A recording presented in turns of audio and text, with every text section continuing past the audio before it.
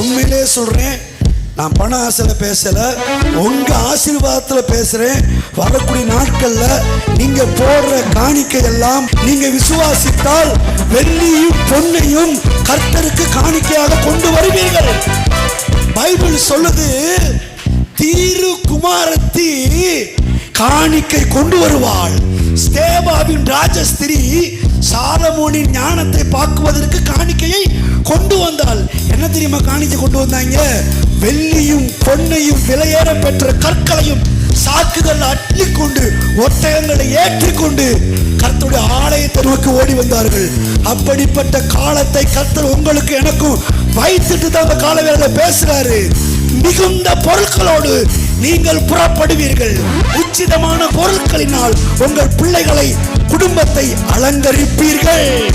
இனி என்றும் கடன் வாங்க விட மாட்டார்.